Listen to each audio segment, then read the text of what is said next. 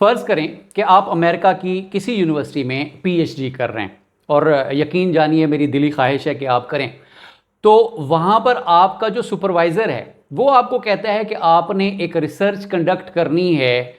यहाँ के जो एथनिक ग्रुप्स हैं, जो स्कूल्स के अंदर मुख्तलिफ कंट्रीज़ से, मुख्तलिफ रिलीजन से ताल्लुक़ रखने वाले बच्चे हैं, आपने उनके ऊपर एक रिसर्च कंडक्ट करनी है। आप थोड़े दिन सोचते हैं, फिर एक रिटन प्लान लेके जाते हैं कि इस रिसर्च को मैंने इस अंदाज से करना है, मेरा मेथड ये होगा, मेरा जो सैम्पलिंग टेक्निक है वो ये होगी, टूल फलाने इस्तेमाल करूँगा, और इसके बाद जो डेटा एनालिसिस है और कंक्लूजन का जो मेथड होगा वो मेरा ये होगा। इन रिटर्न आप ये जो दे रहे हैं अपने सुपरवाइज़र को, इसको कहते हैं रिसर्च डिज़ाइन।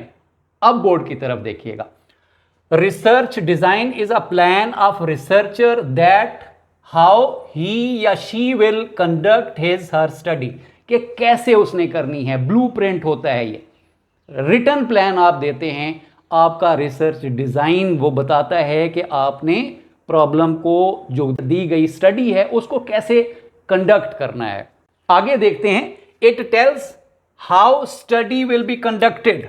ये जो हाउ है ना, ये बड़ा इंपॉर्टेंट है, ये आपने लिख के हमको बताना है अपने सुपरवाइजर को, और फिर फर्दर आप बताएंगे उसको कि इसके अंदर जो चीज़ें, मेन चीज़ें हैं रिसर्च डिज़ाइन में जो हाउ का आंसर देती हैं, वो है आपका पॉपुलेशन आपकी क्या हो। फिर प्रॉब्लम, डेफिनेटली प्रॉब्लम तो कोई होगा, फिर आपने बताना है कि जी उसमें जो पॉपुलेशन है, ये मैं मिसाल के तौर पर मैंने लिखा है, सारे कंटेंट में नहीं लिख रहा यहाँ पर। सैम्पलिंग उसमें से, पॉपुलेशन में से सैम्पलिंग कैसे होगी और सैम्पलिंग की टेक्निक आप क्या लगाएंगे। फिर टूल्स क्या होंगे, इंटरव्यूज होंगे आपके, स्ट्रक्चर्ड या अनस्ट्रक्चर्ड, कोई सर्वे करेंगे, क्या करना चाहते हैं तो आप टूल्स बताएंगे, मेथड बताएंगे, कलेक्टिंग और एनालाइजिंग ऑफ डाटा। ये जो आपका रिटर्न तरीकाकार होगा कि ये मैंने रिसर्च के जो मेन चीज़ें हैं वो इस तरह से मैंने कंडक्ट करनी है, तो इस चीज़ को रिसर्च डिज़ाइन कहते हैं। याद रखने के लिए दोबारा मैं आपको रिपीट करवा देता हूं कि मोस्टली हम इसके अंदर बताते हैं कि हमारा जो पॉपुलेशन है वो क्या है, मेथड क्या है, सैम्पलिंग कैसे होगी, टूल्स, मेथड और डाटा एनालिसिस वगैरह हम कैसे करेंगे।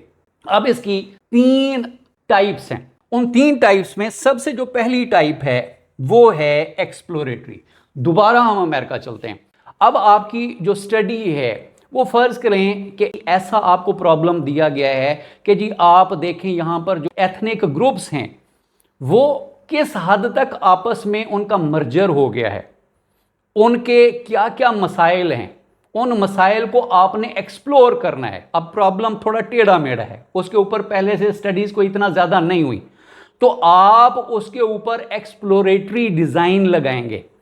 आप उसके लिए बताएंगे कि यहां पर तो चीज़ें अनस्ट्रक्चर्ड होंगी। जब आपकी चीज़ें अनस्ट्रक्चर्ड हैं और आप अपने प्रॉब्लम का सलूशन नहीं बल्कि उसके लिए इनसाइट सिर्फ आप बनाना चाहते हैं, तो इसको एक्सप्लोरेटरी रिसर्च कहते हैं। It discovers hidden factors behind a problem. Problem के यानी नोन उसके जो फैक्टर्स हैं वो नहीं हमें पता, तो हिडन फैक्टर आप मालूम करते हैं। It gives initial insight without solution conclusion, यानी इसका सोल्यूशन कोई नहीं, इनिशियल आप लोगों से डिस्कस करके पूछ के बताते हैं कि यहाँ पर जो मजहबी मुनाफरत है वो है, यहाँ पर जो है ना वो एक दूसरे से बच्चे लड़ पड़ते हैं स्कूल के अंदर, वहाँ पर जो कलर एंड क्रीड का सिस्टम है वो काफ़ी हद तक जो है ना वो कम हो रहा है। तो इस तरह से चीज़ें आप एक्सप्लोर करके आप अपना जो प्रॉब्लम है उसके सोल्यूशन की तरफ जाएंगे। तो इस रिसर्च डिज़ाइन को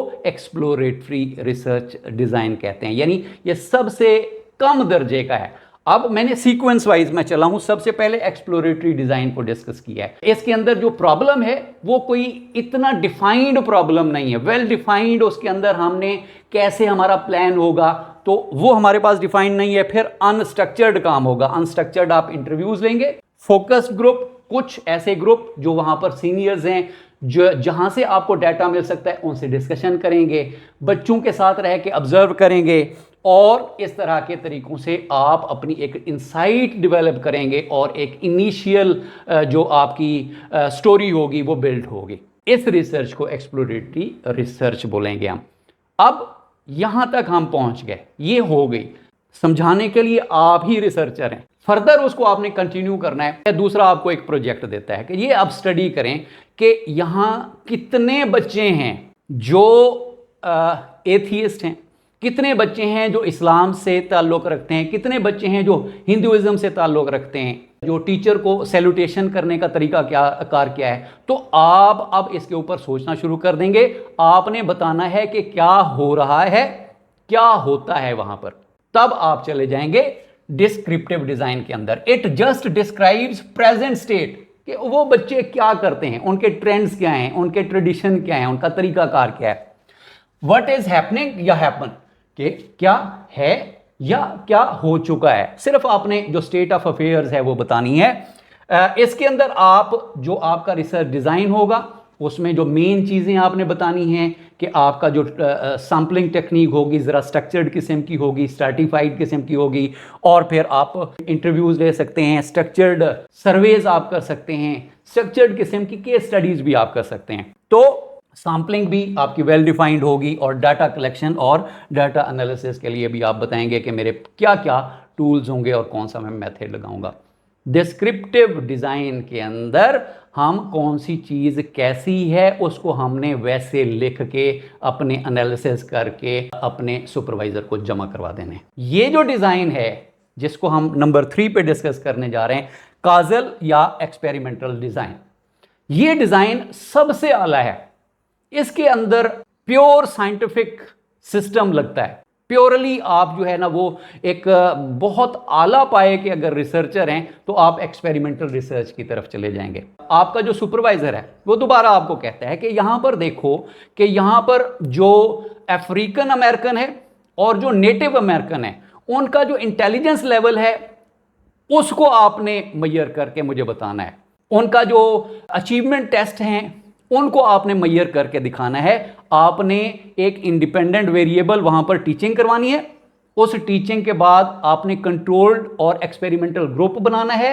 आपने देखना है कि जो इंडिपेंडेंट वेरिएबल है आपका जो टीचिंग है दोनों को एक तरीके से करवाएंगे, लेकिन आप देखेंगे कि इनके अंदर इस कंपैरेटिव स्टडी के अंदर जो नेटिव अमेरिकन हैं और जो अफ्रीकन अमेरिकन हैं उनकी जहानत या उनके अचीवमेंट लेवल के अंदर डिफरेंस क्या है।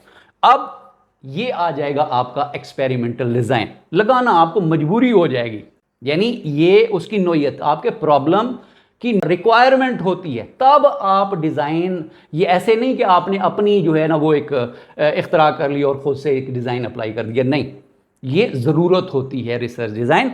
एक्सपेरिमेंटल या काजल डिज़ाइन है, इसके अंदर होता क्या है, it tells relationship between cause and effect. आप देखेंगे कि वहां पर क्या काज है। वहां पर जो नेटिव अमेरिकन हैं उनको ज्यादा सहूलतें हैं, इस वजह से उनकी जो जहानत है वो काफी अरसे से बहुत बेहतर हो गई है एज कंपेयर टू वहां पर जो अफ्रीकन अमेरिकन है। तो आप इसके ऊपर एक स्टडी करेंगे और उस स्टडी के अंदर आप एक्सप्लेन करेंगे, it explain cause of the problem by experiment. Problem आपको दिया गया था, उसके ऊपर आपने एक्सपेरिमेंट करना है। प्रॉब्लम यह है कि कौन सा ग्रुप जो है वो ज्यादा अच्छा इंटेलिजेंट है, कौन सा किस एरिया के अंदर उसकी अचीवमेंट है। तो आप ये दो ग्रुप्स, एक आपका कंट्रोल्ड ग्रुप हो जाएगा और दूसरा हो जाएगा आपका एक्सपेरिमेंटल ग्रुप। इन दोनों के दरमियान आपने क्या करना है जी, कुछ अरसे तक एक्सपेरिमेंट करने हैं और फिर आपने ऑब्जर्व करना है effect of independent variable on dependent variable. ठीक है जी। तो आपने इन दोनों के दरमियान कंट्रोल ग्रुप और एक्सपेरिमेंटल ग्रुप, उनकी जो आईक्यू लेवल है उसको आपने कुछ अरसे तक ऑब्जर्व करना है। कंट्रोल्ड सूरत हाल के अंदर आपकी एक्सपेरिमेंटल रिसर्च इस तरह से कंप्लीट हो जाएगी। तो ये था आज का हमारा टॉपिक रिसर्च डिज़ाइन के हवाले से। इनकी 3 अक़साम के बारे में हमने पढ़ा। होपफुली कि मैंने सिंपल तरीके से, कहीं पर थोड़ी बहुत अगर गड़बड़ हो गई है तो उसके लिए जो है ना वो आप इतना ज़्यादा सोचने की ज़रूरत नहीं है। सिर्फ समझाने के लिए बाज़ औक़ात कोई मिसाल जो है वो बिल्कुल एग्जैक्टली फिट नहीं बैठती, लेकिन समझने के लिए, समझाने के लिए सिंपलेस्ट जो एग्जाम्पल है वो बहुत सूटेबल होती है। तो ये था आज का हमारा टॉपिक। होपफुली आपको पसंद आया होगा। चैनल पर नए हैं तो इसको सब्सक्राइब कीजिएगा, वीडियो को ज़्यादा से ज़्यादा शेयर कीजिएगा। Thank you very much.